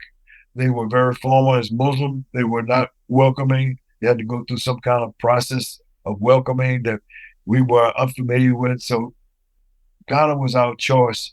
And then eventually Liberia was our fourth option to take. But during that time, I said we made a living by either driving the taxi cabs or helping with the fishermen and pulling in fish from the sea or doing work like that. And then for few resources from friends and family in the United States, we managed to get a letter sent from one address to another to finally end up with us, and with $2 or $3 in it, $10 and so. So between those kind of resources, we were able to make it. Yeah, again, a great story, and you go into it, it's a good portion of the book, really, and good, meaning it's you spend some time kind of going through this period. And again, one of the things I appreciated there is just that we know this idea of folks from the movement seeking asylum, in Africa, figures like Eldridge Cleaver, Kwame Ture, who you mentioned, who you were actually, trying to get to. Others might know of folks like Sekou Odinga or, later Assata Shakur, who fled to places like Algeria, Guinea, Tanzania, and Cuba. But, you're a representative of those who I imagine were many that through one point or another were kind of forced to take this path for a variety of reasons. But it also, your story here also tells the difficulty of it and kind of breaks down, I don't know that maybe some people have an idealized version of what this might have been like, of just like, I'm going to go somewhere and seek asylum and they're going to welcome me. And, but, you all are really just trying to make it through and dealing with also, state authorities and things like that in the places that you're going to that are like, no, we're not giving you asylum. You don't have papers or, the kinds of things that we need, and, don't want to kind of get caught, I guess. I don't know whether it was a fear of being caught going against the United States or just thought you all were kind of freeloaders or what it was. But it's an interesting, journey that you and your comrade, Kwesi Williams, undertook for, I guess it was like 8 months, right? It was almost a year that you all were doing this. And so, yeah, I didn't know if there was anything else you wanted to add from that trip, but yeah, I just wanted to share that. I think it was a spiritual experience for us to go through. I had malaria and almost died while I was there. I recovered through just native, indigenous health remedies, having, I think, corruption or bribery from some of the government officials played a hand. If we didn't have the money to pay, to get those little favors, when they say dash me is a code word they use for hit me with some money. I'm not saying about Guinea, but definitely in Ghana and Mali, we saw those kind of extremes. So, but I don't regret anything that took place. I got to experience life, seeing the unity of African people from a simple thing like clearing a truck off a jungle trail, a 16-wheeler by hand, by a whole community of people working together, to seeing a young man doing his homework at night under the street lamp because there was no light in his home. You know, those kind of revelations struck me to heart. And there are many more that are cited in the book, I believe. But yeah, I just think that sometimes you just have to go through it to experience it, to wake. Because I went to Africa with a romantic version that we were one people, you know, and we had all this in common. But it turns out we are one people in many ways, but we have 250 dialogues and cultures and religions and barriers and artificial boundaries that keep us from being one. So those kind of real, and then there's also the class antagonisms, you know, as well. People who are seeking just for themselves power and not for the people. So I'm seeing all of these things firsthand. And so I still feel I have a Pan-African vision, but it's still evolving. But home is where it became the United States, especially the Deep South, returning there and try to build structures and try to make connections and build reservoirs of pools of people to help out in the struggle. Became my new mission. And seeing in the Rust Belt, Midwest, Detroit and Toledo, Chicago, places like that, Gary, Indiana, were many workers who were doing their struggles, from the Black Workers Congress, the League of Revolutionary Workers, doing their thing, and seeing the consequences of policies that led to big corporates like U.S. Steel to starve a whole town like Gary, Indiana, where they couldn't even afford to open school because the United States still refused to pay taxes, you know. So we have seeing those kind of things on hand. Then the condition of drugs, of heroin in our community, and how it affects our young men, and especially in the East Coast, where I saw that most of it. But yeah, the whole journey was one of not discouragement, but just providing me with a light to see more, see better, to see deeply, and to lean on things I hadn't leaned on before, to lean on my spiritual resources, and deep friends who were, and angels in the flesh, you know, came from nowhere to be a support to it. So those are blessings amidst all of that. Yeah, absolutely. And just if you could too say a little bit more. I mean, you just laid out some of the things that you did when you came back before you end up. Yeah, you know, I know we'll talk about the fact that you do eventually end up having to serve the prison sentence and that aspect of the story. But prior to that, you come back, and you know, it's interesting reading it because in my mind, I'm reading it and I'm thinking, you know, before you left, you were in SNCC, right? But by the time you get back, I imagine that SNCC, I mean, was it still, you're kind of just underground at that point, right? And you're just kind of like, you know, more or less on your own. I mean, I know a lot of people helped you when you came back too, but just clarify that a little bit. I think we were more or less recreating or creating our own from the ground up, because there was no semblance of what we left, pretty much. Right before we left, I think it was in April of 1969, SNCC had pretty much fizzled in terms of Rap Brown went underground and was captured in Harlem, I believe, in a shootout.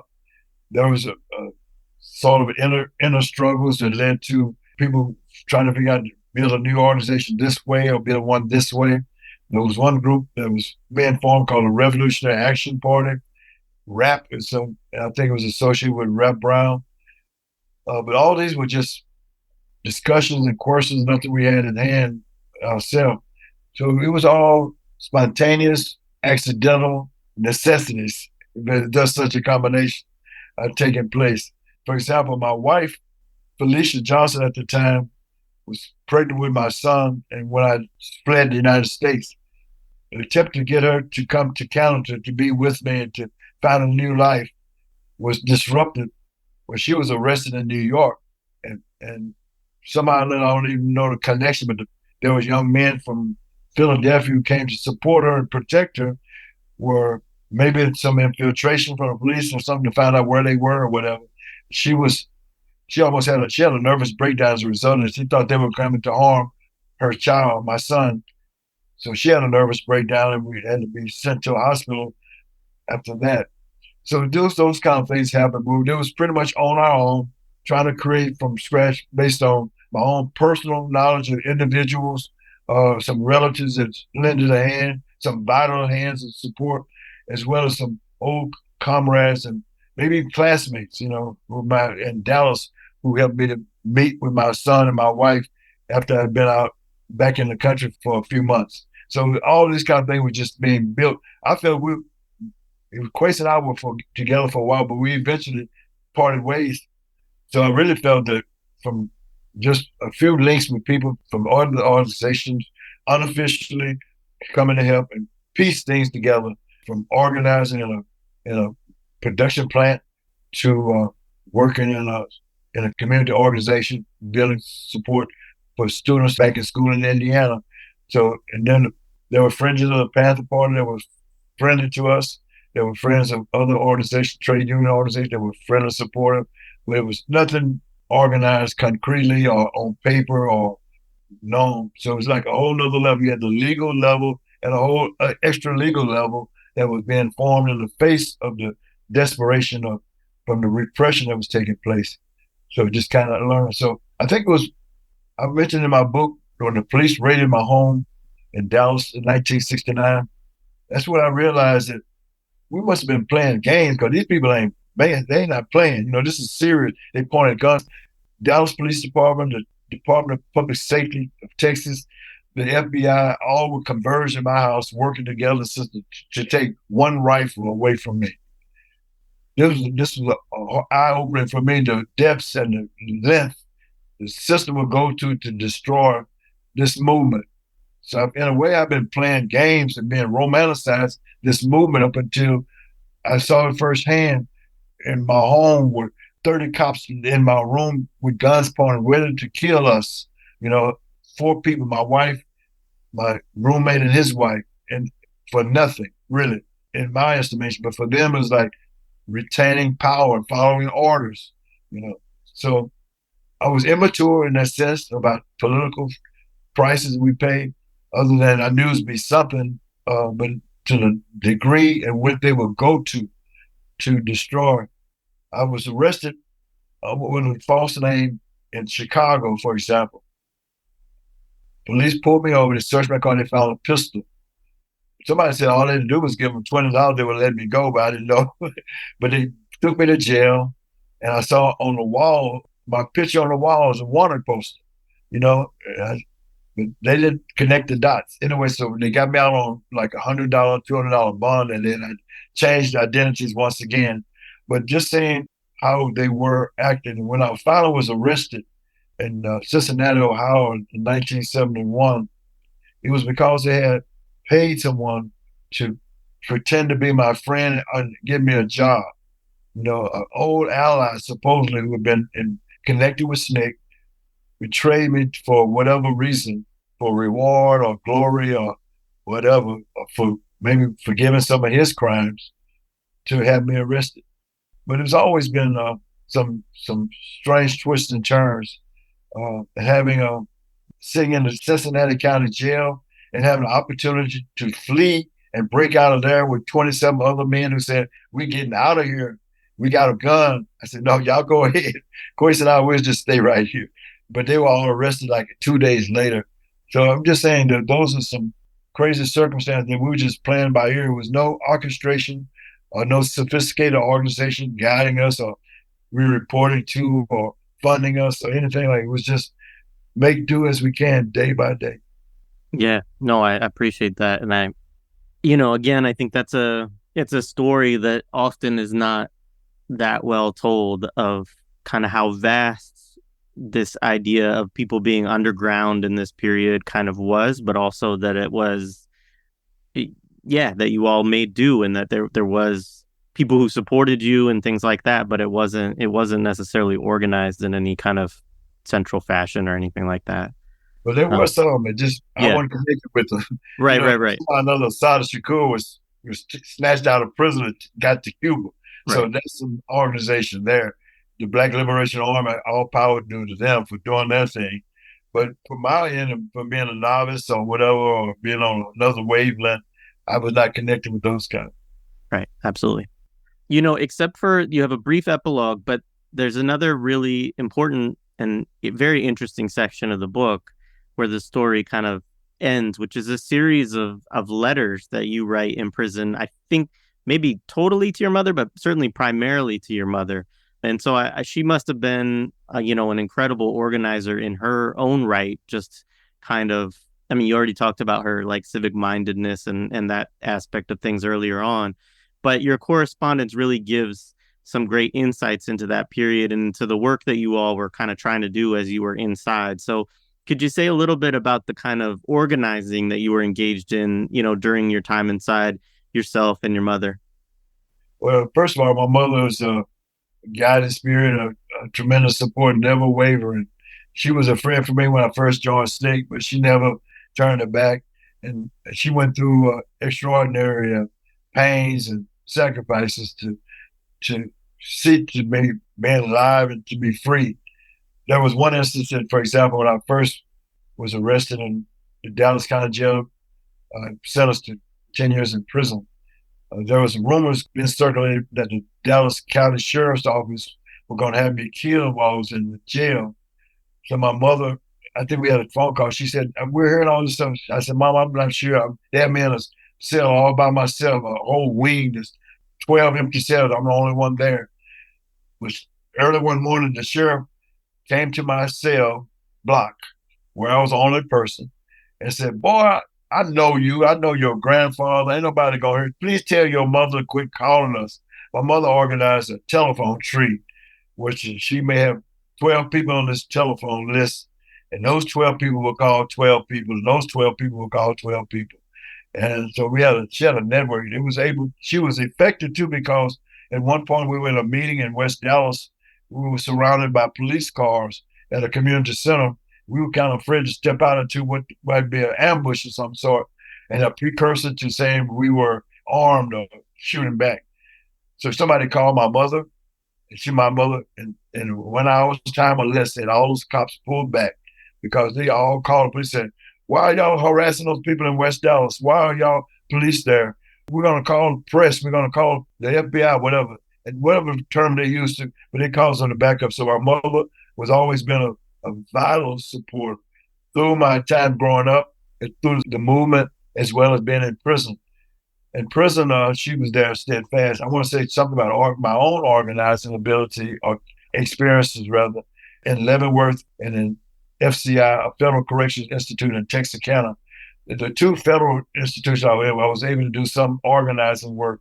In Texarkana, where I was there for a few months, I teamed up with a brother by the name of James Collins, whose mother was the vice president of the Republican New Africa. He was in there for anti-draft work and war resistance. And I was there for bond jumping, they call it, being a fugitive.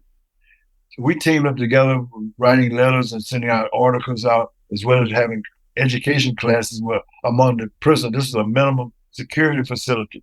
So we had a little more freedom to move and talk to folks and organize there, mainly about the war movement. This was in 1971. In Leavenworth prison, which is a maximum security, where I was transferred to immediately after Texarkana, they had the brothers and the sisters who had been incarcerated or fighting with the real freedom center, won some freedoms for us, had some gains for us. We had some reforms made. So we had what we call a Black culture workshop. There was American Indian culture workshop, a Mexican American culture workshop. And so everyone had their own organization, had their own newsletter, and had their own meeting space, and could have events. We would have people from Kansas State University come in and bring in resources and classes and lectures and so forth. So having a newsletter, which I was the editor of for a period of time, and being a part of the Black Workers' Congress, we were able to do some good organizing around Attica, around George Jackson's murder and treatment, the Soledad Three. We did some work like that, having hunger strikes, wearing Black labels or whatever in honor of those who've been slain in prison, treated unjustly. Those are my experiences in the federal and the state level. There was no tolerance for any kind of organization. In fact, I was locked up in solitary confinement for 10 days for telling one officer no for some reason. And he said I'm being a subordinate and being transferred to a prison for him. And so the organization there was different, but the education level was not as high. And the history of struggle among the prisoners was not as great. And we were mainly incarcerated with drug dealers or petty criminals, or even a person possession of heroin could be sentenced to life in prison. So we were there with some people just because of their addiction and should have been in the hospital. So, but there was some organizing where there was a march, a demonstration we had against working on a Sunday, completely spontaneous. Nobody planned it. We just told us abruptly, everybody will be working on Sunday, regardless. So I refused to work, and nine other people did too. We organized within ourselves to keep each other strong, but we were beaten and abused and in solitary confinement, forced to work on the grounds. That was one such organization. Another was they brought in a special building tender. This is prison guards who were convicted to be prisons for life or whatever.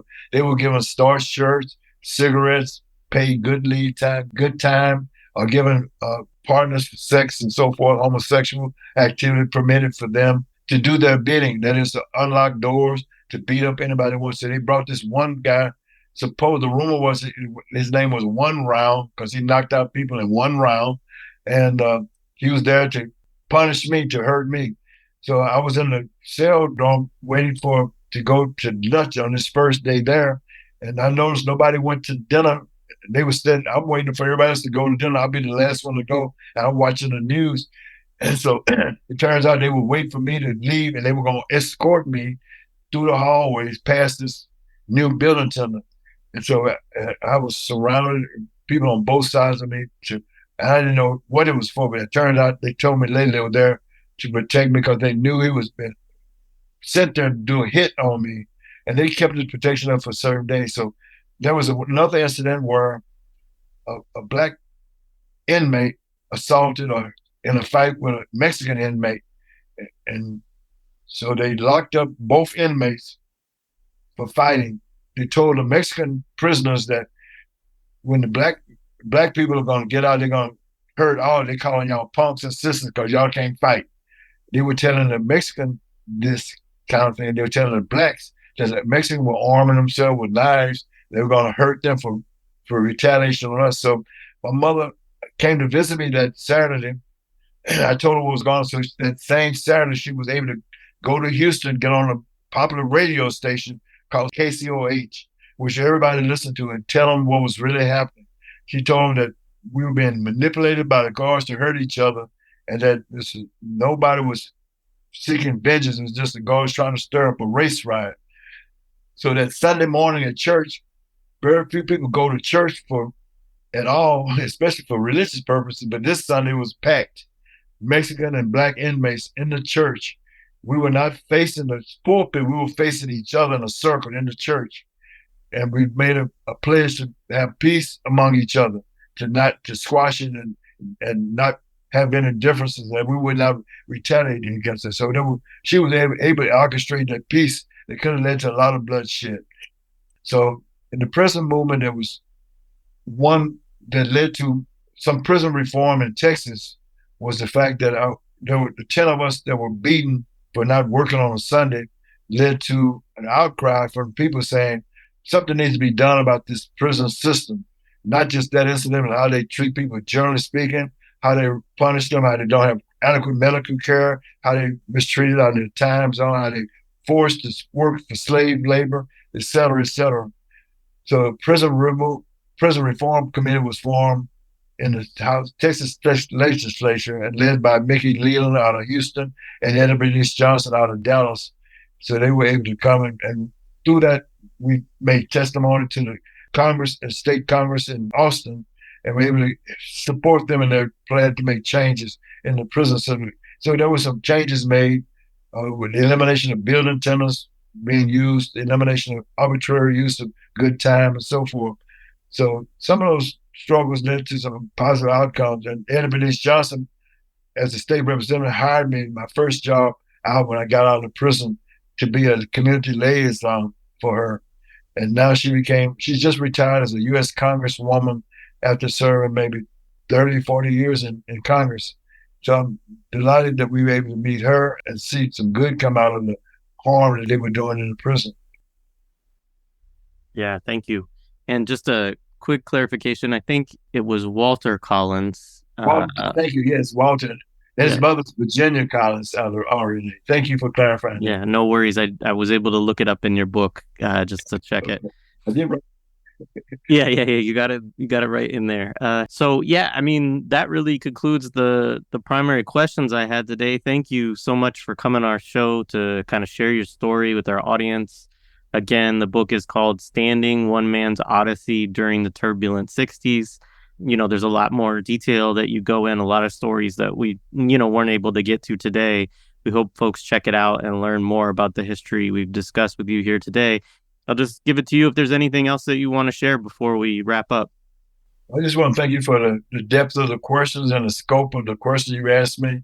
I'm now going to be a fan of Millennium's Killing Capitalism. This is my first encounter with your show, but I'm looking forward to participating, listening in, and joining in the other sessions. So I'll stay tuned to you in the future. But thank you for allowing me this time. Appreciate all you're doing. It was an honor and a pleasure. We really appreciate it. So thank you. Salute.